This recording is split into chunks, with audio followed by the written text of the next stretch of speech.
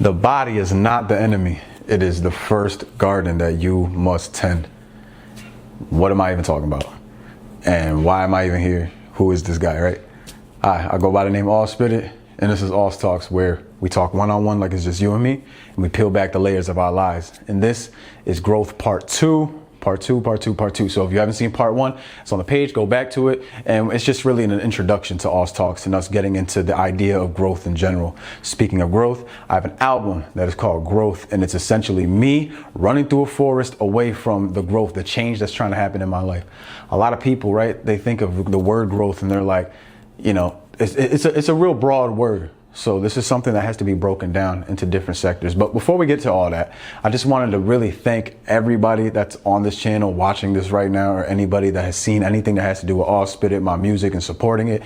This page is officially at over 10,000 subscribers. Crazy to me. Like, thank you wholeheartedly. So for every subscriber, every person that clicks like, thank you. And if you could, again, I'd appreciate it. Click like and subscribe. Boom. All right, so let's get to the lesson, like I was saying before, which is about growth and the monsters that are associated. Which one are we talking about today? We're talking about the monster of self-destructive habits. Now, hearing that, a lot of people are like, oh no, this dude about to tell me like what's wrong with me, right? Now, I'm just simply talking about things that I have done in my life that helped me along the process of me growing, and I just want that for you. So self-destructive habits, what even are those, right? Because that's a big word that feels like, So it's really just a coping mechanism, or different ones, right? They end up being more of a punishment than a solution. And it's not necessarily the habits that are the problem. Some of them are, right? Like there's real destructive habits that are there, you know, specific drugs and things of that nature. They're destructive. There's no really way around that, right? But a lot of times it's like, because that habit can be a problem, that's one, but it's more like a signal of something that's a little deeper that needs to be addressed. And usually we know specifically what those things are, but a lot of times we don't have that awareness to know like what it is, because we've been doing something our whole lives. How do we even know it's a coping mechanism, right? I'll use myself as an example first. So I used to smoke and drink heavily. Like that was what everybody was doing. That's what I appreciated feeling like every day. I got an AI assistant over here that moves the camera for me. Thank you. I appreciate it. But like, that's something that like I did personally because I felt like it made me feel good, right? There was times in my life where I didn't feel so good. So I smoke a joint and I'm like, I'm here, baby. Like, you know what I mean? But there's a way that becomes destructive, because I do believe that there is medicine in cannabis. That's possible. But the way I was using it and the way all my homies were, every day, multiple times a day, can't even do nothing, hang out with family, nothing like that, unless I have a joint. Like it becomes a problem, right? And it's self-destructive. So when I looked at it for real, I'm talking to myself and I'm like, what really is it that makes me want to do this? And then I go back to childhood, you know, hearing a lot of arguing in the home, people fighting, going outside, feeling that pressure as a man to either do something or to not do something, and fighting with people. Like all that becomes something that makes you lean on something outside of yourself, when in reality, there's nothing on the outside that's going to be able to help the inside until your mental can get on the inside and figure out what it is first. That's the problem. And then a lot of times we can use, depending on what it is, external things that can help us. And there's healthy external things that can help us. We'll get to that a little bit later. But again, I just want to talk a little bit about what the monster of self-destruction is, right? Because there are self-destructive monsters. So let's talk about a couple specific ones, right? So I'm gonna get out my marker right here. So the first one, right? Let's write down the one that I just said. So smoking and drinking. Boom. Let's write down another destructive habit. Possibly social media, overconsumption, right? Because social media can be a tool also. So I'm not just gonna dog it. Overconsumption. So let me talk about that real quick, right? Like we live in a society now. I'm a 90s baby, right? I'm from 96, so I'm 30. And I feel like I got a good feeling of like, before computers a little bit started hitting hard, and then like, you know, I wanted a Game Boy and the Nintendos and all that. Like I still love games, you know what I mean? I'm not gonna dog that also. We'll talk about how that can become a coping mechanism in a minute. But like, again, like the computer today has become such an essential part of everybody's life. You even see people walking down the street, they don't even enjoy nature anymore. They're just on their phone, right? And I'm not knocking it, because there are beautiful things that come from this phone. Like there's like real connection that can happen a lot easier than it could before. You know, there's apps that help with our spirit and mental and all those things, but like the overconsumption of all of that can be bad.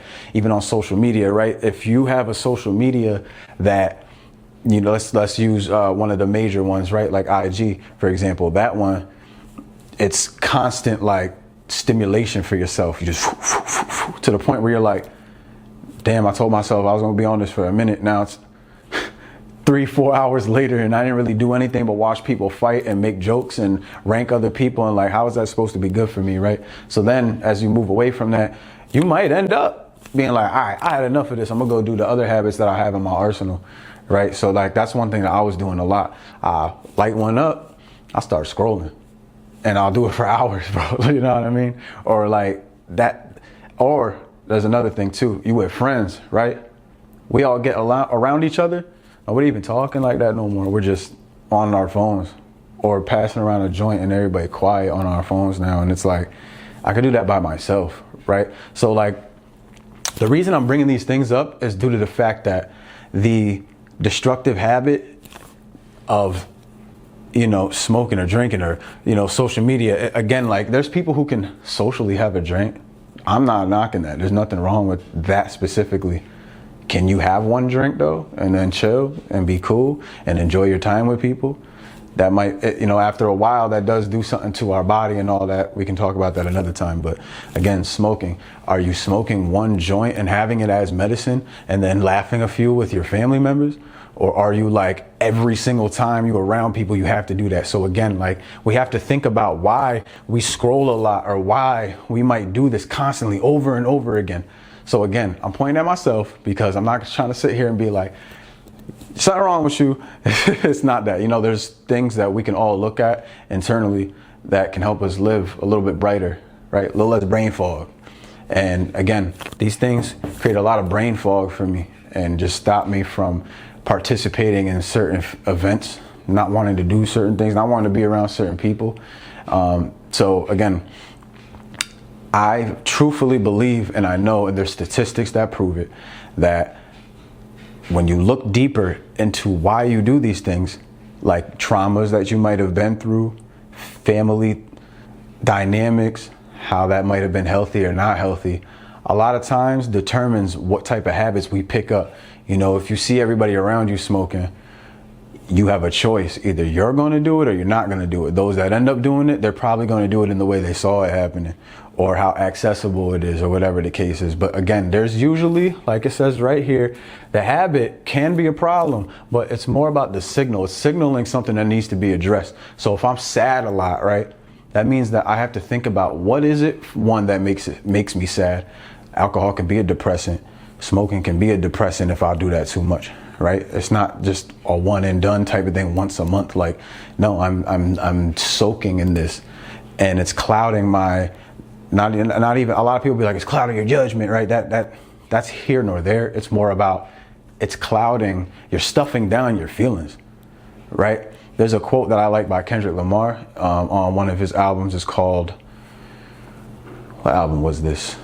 This was Mr. Morale in the Big Steppers, right? And it's the sober, it's the mother I sober. And he says, you haven't felt grief until you felt it sober, right? A lot of people have been through painful things. I lost my mother, right? So when I lost her, I was heavily into my smoking more, right? I never really was too much into drinking. Like I stopped as the years went on. So I got into like my later 20s, I was like, I don't really care for it, but smoking didn't stop.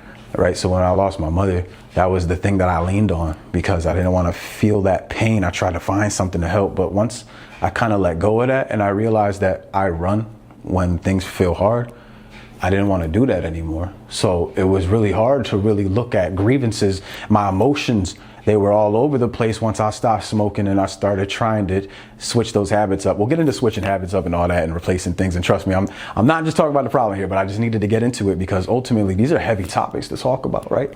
And people go through this and everybody needs somebody. I'm here for you. Just wanted to tell you that as well. I'm here for you.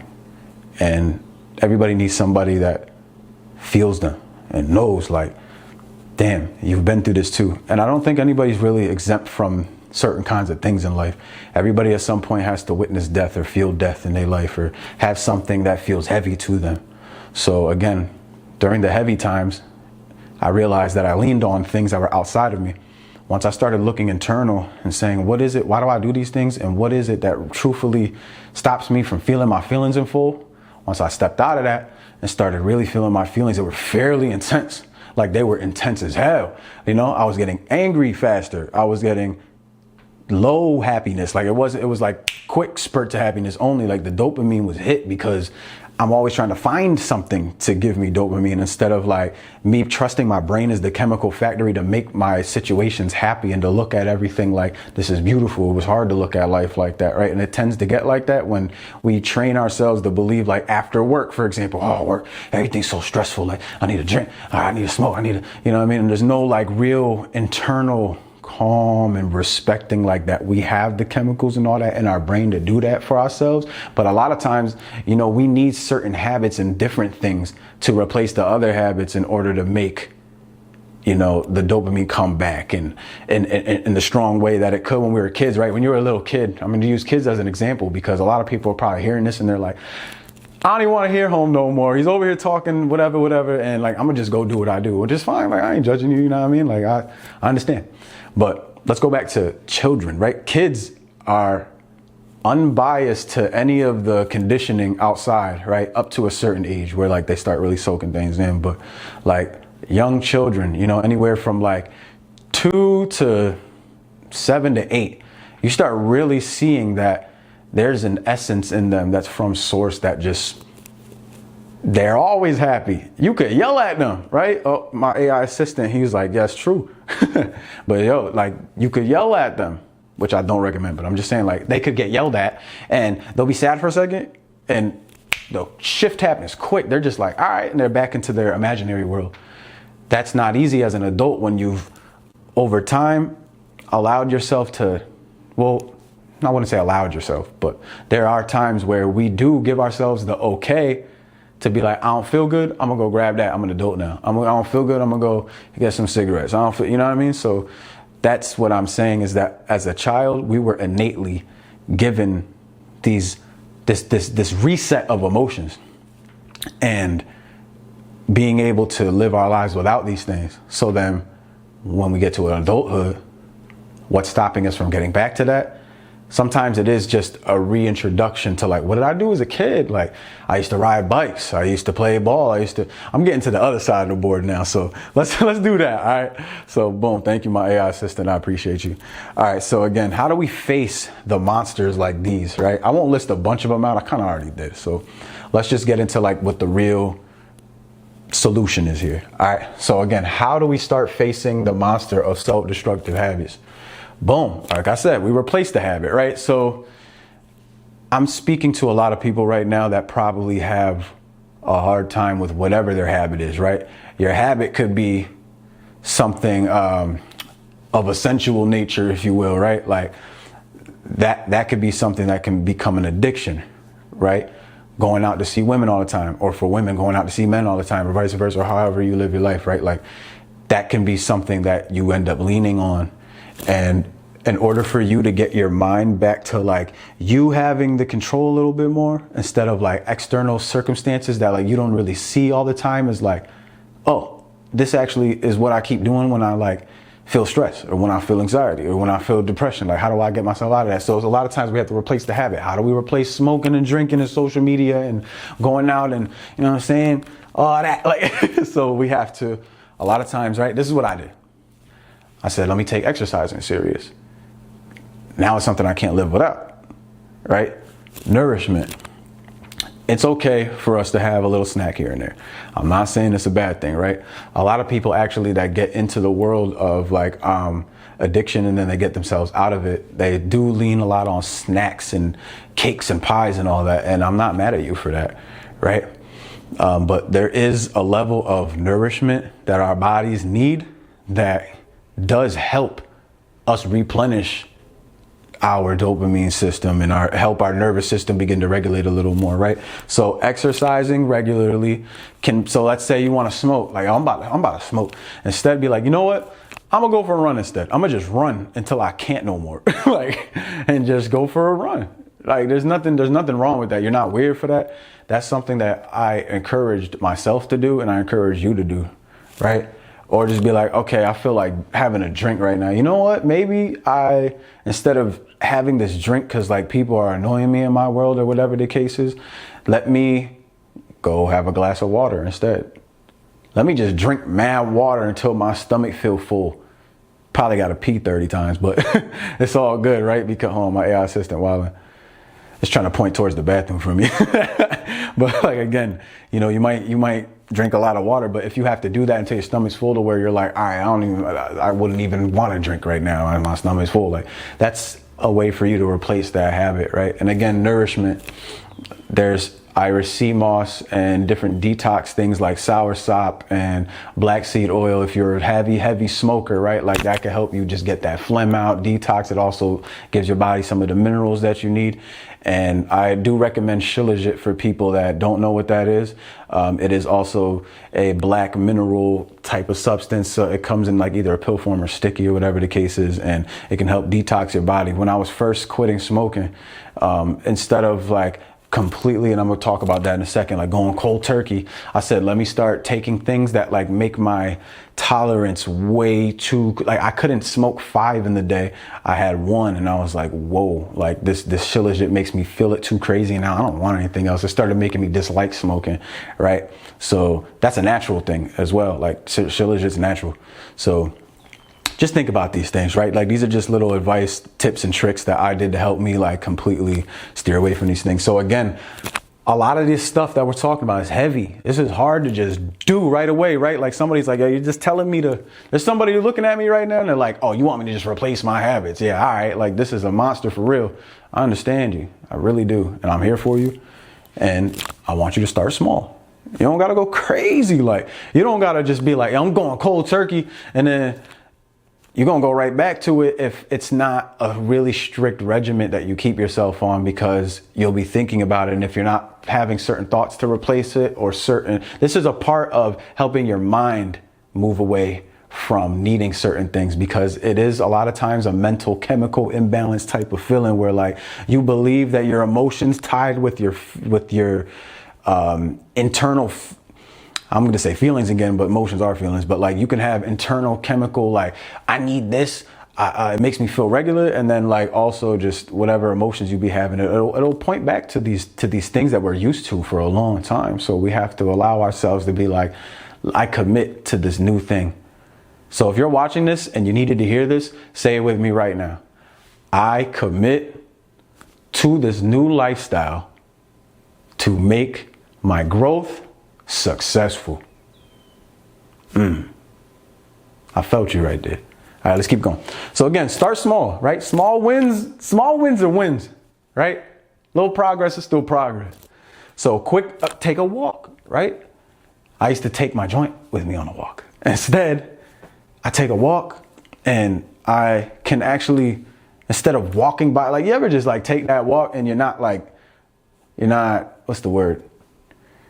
You're not doing what's the word? What's the feeling? It's just, I'm not frolicking. There it is. I'm not frolicking anymore. Like I'm not going over to the flower and just looking at it and being like, wow, look at the intricacy of this.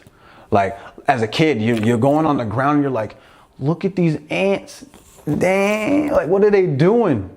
They're building a life. Like, wow, look at the universe working itself. Or, you know what I mean? Like we don't really take the time to like really, and I'm not going to say we don't take the time, right? Because I think that implies that there's people who don't do that. There's plenty of people who have some of these habits and they do those things. So my apologies if, there's no offense here. There's no judgment here. There's none of that happening. This is just simply pointing towards growth and how we can do this for ourselves. If any of these things are or can become a problem, or they're just something that, you might want to eradicate from your schedule, whatever the case is. So again, taking a quick walk is nice. Instead of just, I take my joint and I walk and then I'm just like zoning out because I'm just like, wow. Sometimes it does make out. This is one thing I will say.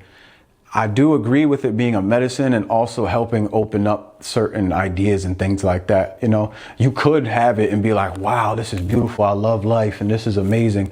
Right. But then again, you keep doing it over and over again. I don't want anybody chasing after something when that's innately in us. Right. Source gave that to us to love our lives and to really like enjoy it. So, you know, we enjoy our human experiences and we can have certain things here and there, do that. Like, cool, you know, but again, when we're leaning on stuff to create and help create this narrative in our lives to make us feel okay, like that can be, again, a deeper something that needs to be addressed, right? So we're addressing it. Water, right? If you want to drink, I just want to drink again, water. I took up meditation, right? That's something that I love to do personally. I recommend the meditation on Twin Hearts it's from Grandmaster Choco Sui, but Master Ko is my favorite, man. He just, like that's I haven't met him in person yet, but that's my master to me. And he truthfully allowed for me to see that meditation and get actually my father as well. He is somebody that is a prominent figure in my life and I'm lucky to have that, right? And he is a grandmaster in martial arts. So like what he does is the same kind of thing. Like he always talked about meditation. I didn't understand it as a kid. I wasn't really listening like that. You know, I was listening, but I heard him, but I wasn't listening. So now I understand in my own path, like, oh, okay, this is how you keep yourself like cool. This is how you keep your emotions, your body and your thoughts like in line. They're like horses that you hold, right? Master Ko talks a lot about this. They're horses, right? I'm not the body. I'm not the emotions. I'm not the thoughts. I hold on to them. I'm the observer on the outside and I get to, you know, direct them to where they go. But if you let them go and you don't do anything about them, they're hitting each other, all that, and it just becomes a mess. And it's hard to really like get a hold of them after that. So it's going to be a lot easier for any person that truthfully wants to like grow to help their body like get into calmer states and silence themselves. That way you can have more awareness of your thoughts and things like that, which goes to the next thing I was going to say, which is awareness, having internal awareness, right? Like, let me put this marker away. I'm about to mark up the the green side with red. So look, awareness, and I'm not talking about like I'm aware of everything around me. Internal awareness, like, how am I feeling right now? Right? Like when I calm myself down and I meditate, it's easier for me specifically, whoever decides to do that or whatever you believe in, like that's here nor there, right? Like this is all universal stuff. We're all a part of source and whatever way you believe in it and look at it. So like when I get into my calm space and I'm doing that prayer time or whatever the case is, like give yourself a second, get silent, feel it and notice like when something's off, right? When you do it in solitude, it's easy to be like, what am I hearing? What am I sensing? Whatever. And then as you practice that by yourself over and over again, it makes it so much easier when you are simply out and about, right? And people are saying certain things and doing certain stuff. You could find that calm space in you at any time.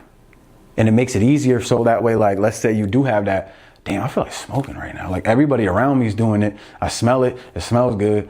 Why don't I just do it?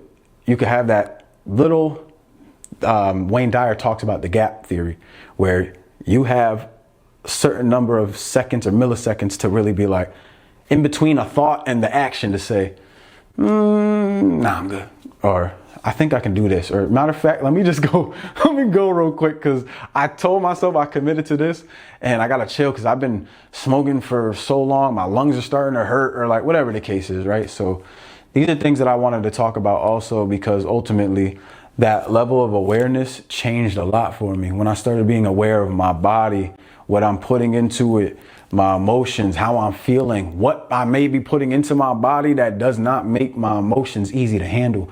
And then my thoughts, right? Because that all plays a part in it. There's a way that like you can have certain books and things of that nature and friends even to replace your habits. One thing that I did want to say, how do we start facing this monster also, is maybe you might want to find new friendships, right? With people that are walking that similar path as you. It makes it a little bit easier in order to really honor that. Because again, you know, if you do keep certain friends, there's nothing wrong with those people. God bless them, you know, or bless them whatever way you look at, you know, your prayers or whatever the case is. But again, bless them, send love to them in your meditation or in your prayer time or whatever the case is. But like, if you're on a mission and you need to do something, like, don't feel obligated to continually, maybe you have to minimize the time you're around certain people, because you know, all right, this when that thing coming out, they gonna crack the bottle. I'm gonna just rock this way. And it's not even always because like I have a problem and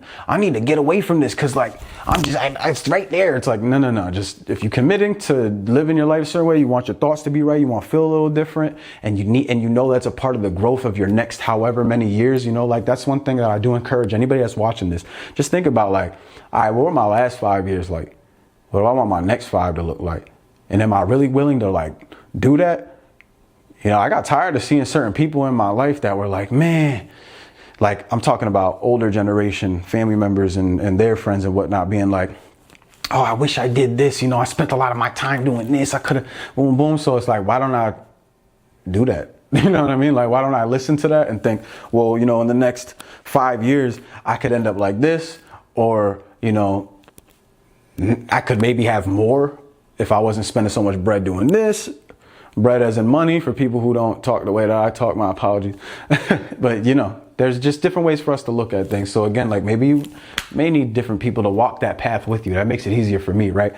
I'm more into the entrepreneurship business world now, and that feeds my spirit. It helps keep my mind sharp, helps me do certain things. And also I'm around people who are thinking the same way. They're like, yo, we didn't already. And some of them came from the same kind of background as me, like where they've been around hood, they've done that their whole life. And they're just like, bro, I don't care for that no more. Like, this is what I want to do in my life, and I'm going to level up doing these things, and these habits would stop me, or they would like hinder me, or they would make me, you know, I would still make moves and I get my money, but like I could get more if I'm spending, instead of this time I'm spending doing this, I could maybe apply myself to this course, or I could be like this or whatever. Like, these are the kind of people that I personally want to surround myself with, because they can add to things that maybe I haven't thought of yet. Oh, maybe I could do this instead with my time, or, you know, maybe I can do this to make wellness a priority for me, or whatever the case is. So again, the monster of self-destructive habits starts and ends with you. Always. We always have a choice, and it doesn't have to be a monster. Again, I have this album, it's called Growth. It's about the monster chasing you. The songs, they very much so directly correlate to this. And actually, the reason that I started talking about this is because I have an ebook, and it's for free. You're gonna have to go on my Instagram at AusPiddit, AUSPIDDIT. I'm sure you see it because clearly you found me here. But again, or you can go to auspiddit.net. Okay, that's my website. The ebook's there. And it goes through 5 different monsters. And I'm gonna be talking about these monsters in depth with you, because again, this is something that's special and important to me to help liberate those as I've liberated myself. And I will be doing a course as well. So just to put it out there, there's going to be a course coming soon that's a lot more, you know, in depth about these types of things, with more tools and things of that nature. We're kind of just doing a rundown and, you know, having a talk back and forth, right? This is like as if we were going on a walk somewhere and we were just talking. So thank you for listening. Thank you for being here. Thank you to all my subscribers. I appreciate you. I'm rooting for each and every one of you. And put it in the comments at all if you ever have any questions or anything that you want to debate with me about. You know, I'm happy to go a little bit back and forth with anybody that wants to truthfully grow in their lives and talk about things. I'm not around for none of that rah-rah nonsense. So if anybody says anything that I don't appreciate, you can't even be a part of this, because this is only for people who really want to do right with themselves and are trying to get right with themselves and with others and with source. So again, growth part 2. I'm gonna cap it off right here. Thank you so much, everybody. Thank you to all 10,000 of you that follow and the thousands more that watch these videos. I love you, for real, and I'm rooting for you. And until next time, this was AusTalks.